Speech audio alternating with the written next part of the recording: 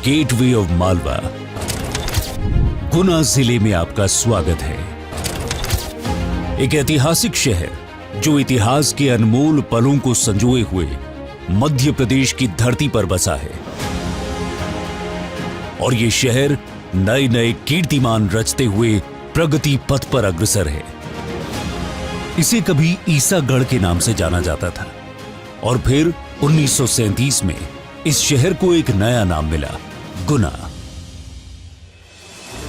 गुना जिले का वर्तमान मुख्यालय गुना शहर में 5 नवंबर 1922 में स्थापित किया गया, और आज भी ये शहर अपनी ऐतिहासिक विरासत को समेटे धरती पर चमक रहा है। जिले की ऐतिहासिक धरोहरों में से मुख्य है प्राचीन हनुमान टेकरी मंदिर, जिसे टेकरी सरकार के नाम से भी जाना जाता है, और बजरंगगढ़ का यह किला गुना की एक पहचान है। इस किले का निर्माण कार्य मराठा शासकों के राजा विक्रमादित्य ने 1710 में शुरू करवाया, और 1720 में 92.2 मीटर की ऊंचाई पर यह बनकर तैयार हुआ। किले में ही स्थित है 20 भुजा देवी का ये मंदिर, जो आस्था का प्रतीक है, और गुना जिले का ये गोपी कृष्ण सागर डैम लोकप्रिय पर्यटन स्थल में से एक है, जहां दूर दूर से टूरिस्ट आकर बोटिंग का आनंद लेते हैं। जिले में 5 ब्लॉक और 7 तहसीलें हैं, और वर्ष 2022-23 के अनुसार जिले की कुल जनसंख्या 15,23,000 है, जिसमें शहरी जनसंख्या 3,70,000 से अधिक, तो ग्रामीण जनसंख्या 11,52,000 से अधिक है।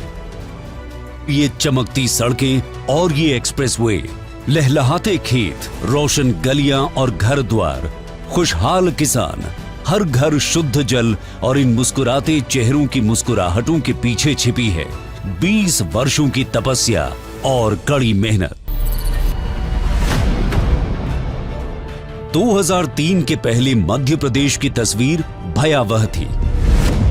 हर बुनियादी सुविधा से पीछे छूट गया था मध्य प्रदेश।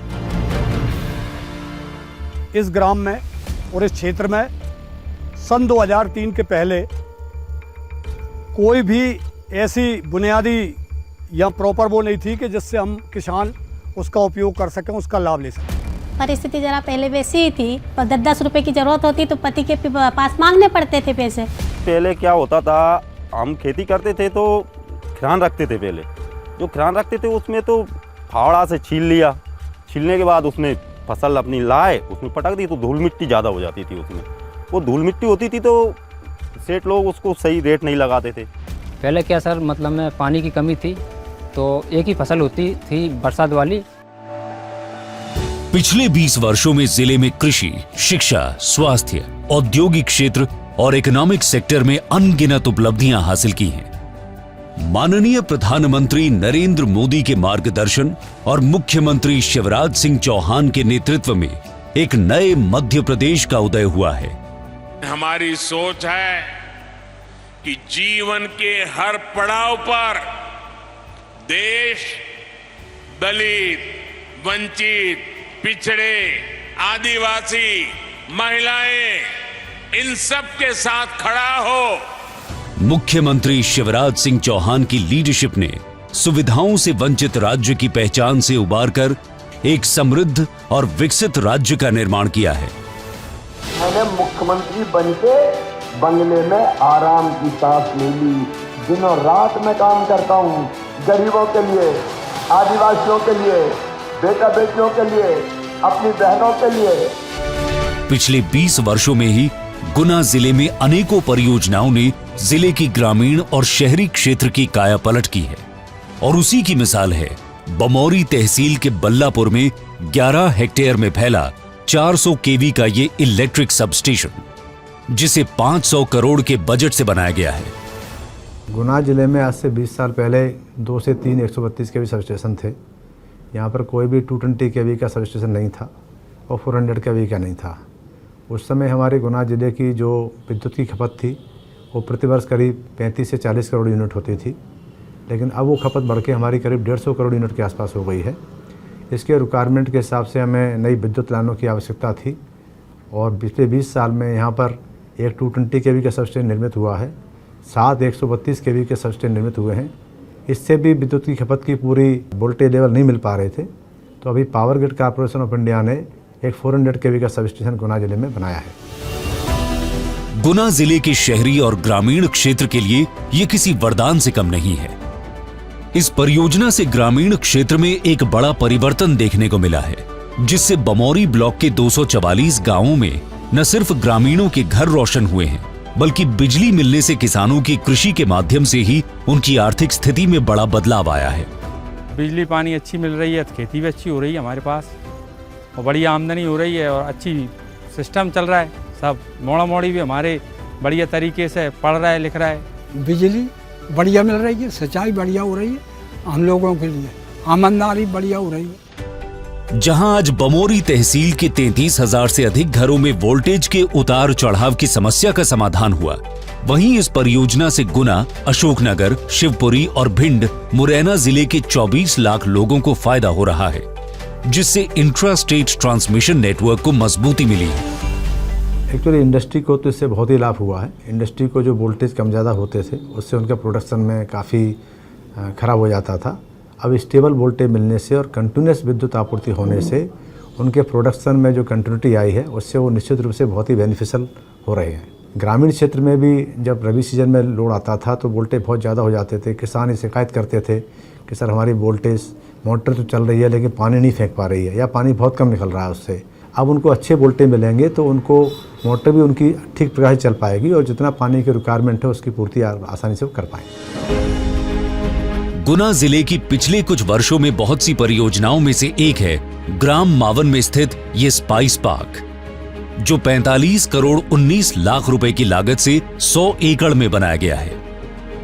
यहाँ पर एक स्पाइसेस पार्क का इस्टेब्लिशमेंट किया गया है और जिसमें इंडस्ट्री डेवलपमेंट करने के दृष्टिकोण से किया गया है, ताकि बाहर के एक्सपोर्टर जो पोटेंशियल है वो यहाँ आकर के इंडस्ट्री लगाएं और जो उनका रॉ मटेरियल है वो उनको यहीं से प्राप्त हो जाए और फिर उनको एक्सपोर्ट करें, ताकि यहाँ के लोकल लोग हैं उनको अच्छा वैल्यू मिले, उनको अच्छे प्राइसेस मिले। लगभग 15,000 लोगों को रोजगार देने की क्षमता रखने वाला ये स्पाइस पार्क प्रति वर्ष 1 अरब 44 करोड़ 88 लाख 50 हजार रुपए की आय प्रदान कर सकता है, जहां 19 प्राइवेट एंटरप्रेन्योर्स 26 एकड़ भूमि पर अपने स्वयं के वैल्यू एडिशन प्लांट्स डेवलप कर रहे हैं। 100 एकड़ में फैले इस स्पाइस पार्क में प्रोसेसिंग यूनिट, स्टीम स्टेरिलाइजर और कोल्ड स्टोरेज के अलावा बहुत सी सुविधा मुहैया कराई गई हैं। ये स्पाइस पार्क गुना जिले के किसानों और देश भर के उद्योगपतियों के लिए एक कॉमन प्लेटफॉर्म है। ये क्षेत्र धनिये की पैदावार के लिए जाना जाता है और धनिये की खेती को और भी बेहतर तरह से कैसे किया जाए उसके लिए किसानों को विशेष ट्रेनिंग दी जाती है। स्पाइसेस बोर्ड स्ट्रेंथन और वैल्यू चेन के लिए ट्रेनिंग प्रोग्राम कराता रहता है, पोस्ट हार्वेस्ट मैनेजमेंट पर मेनली, ताकि हम क्वालिटी स्पाइसेस इंडिया से बाहर एक्सपोर्ट कर सके और जो फार्मर्स हैं उनको बेनिफिट मिल सके। स्पाइस पार्क के आने से आज किसानों को आशा की किरण दिखाई दी, उनमें उम्मीदों के नए पंख लगे हैं और आज एक जागरूक किसान के तौर पर नए हौसलों के साथ बेहतर ढंग से खेती कर सफलता का एक नया अध्याय लिख रहे हैं।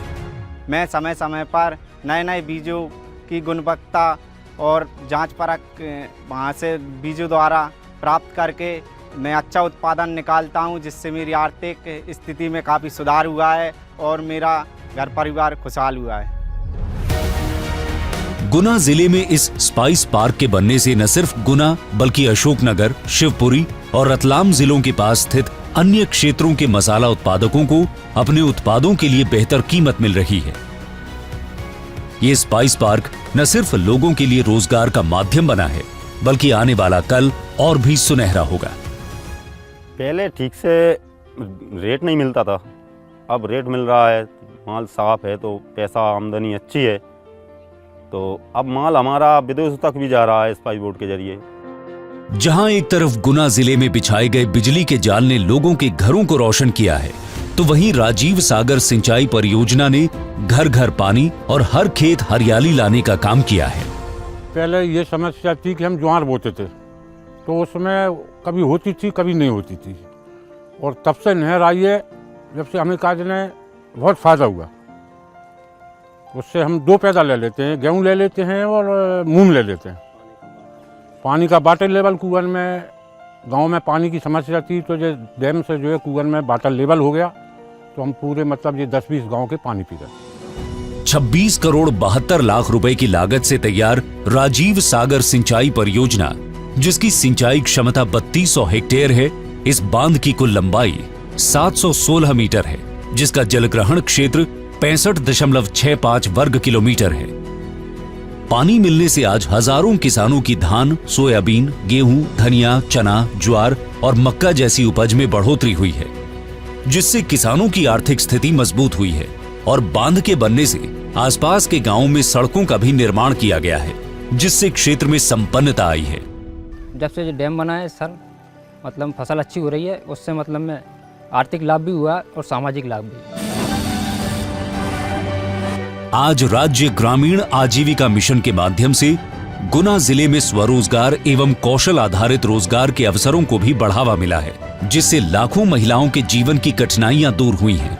पहले समूह तो थे नहीं, लेकिन हम जब महिला एकत्रित होते थे तो कुछ रोजगार नहीं था, इसलिए हम चर्चा करते बैठते थे। तो हमने मोहल्ले के 10 महिलाओं ने मिलकर एक छोटा सा समूह बनाने, जिससे कि हम कुछ राशि एकत्रित करके एक समूह बनाने की योजना बनाई।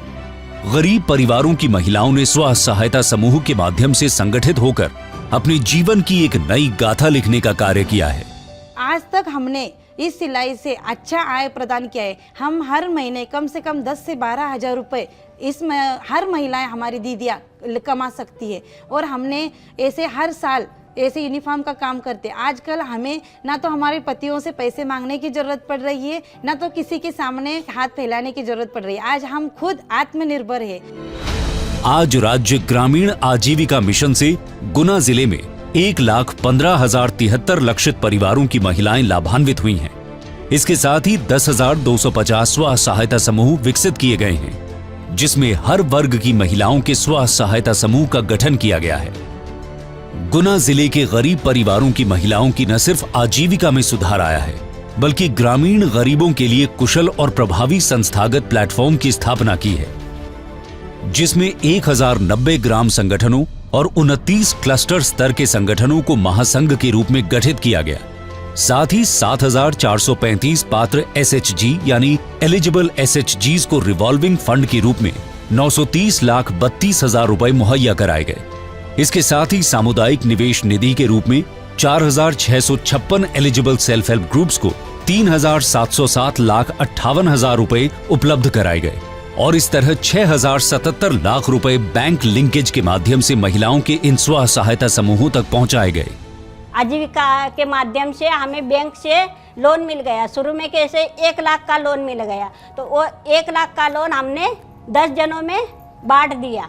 तो ऐसे धीरे धीरे करते हमें आज 6 लाख का लोन मिल चुका है बैंक के तरफ से आजीविका मार्फत। तो हमने भी ऐसे सिलाई सेंटर में कमा के हमने खुद की बाइक ले ली है। तो हम बाइक से ही आते जाते हैं कि जैसे कि किसी के पास हमें हाथ नहीं फैलाना पड़ा। हम खुद सक्षम है कि हम खुद इतने पैसे तो कमा सकते हैं। 10-12 हज़ार रुपये सैलरी मिल जाती है हमको हर उसमें, हम इतने कमा सकते हैं। आज गुना जिले में परिवर्तन की बयार बह रही है। क्या शहरी और क्या ग्रामीण सभी सफलता के पथ पर अग्रसर होकर नए नए कीर्तिमान रच रहे हैं। पिछले 15-20 साल के अंदर गुना शहर को मैंने काफ़ी कुछ बदलते देखा है। किसी भी शहर के लिए सबसे जो महत्वपूर्ण चीज़ होती है विकास के लिए, औद्योगिक विकास के लिए, वो होता है बिजली, पानी, सड़क। इन तीनों ही क्षेत्रों में गुना ने काफ़ी तरक्की की है। ये शहर उन चंद शहरों में है यहाँ पर देश की 4 कंपनियाँ बॉम्बे स्टॉक एक्सचेंज में लिस्टेड हैं। गुना की जो अर्थव्यवस्था है वो मूलतः कृषि पर आधारित है। गुना की एक खास बात और भी है कि यहाँ पर यहाँ का किसान ही सक्सेस उद्यमी बना। सफलता के लिए कर्म के साथ ही प्रबंधन भी महत्वपूर्ण है और पिछले 20 वर्षों में राज्य सरकार ने मजबूत प्रबंधन की मिसाल पेश करते हुए हर क्षेत्र में लक्ष्य निर्धारण के साथ सभी योजनाओं और परियोजनाओं को पहुंचाया है, जिसका परिणाम है सफलता के शिखर पर पहुंचता गुना जिला और बुलंदियों को छूता हुआ मध्य प्रदेश।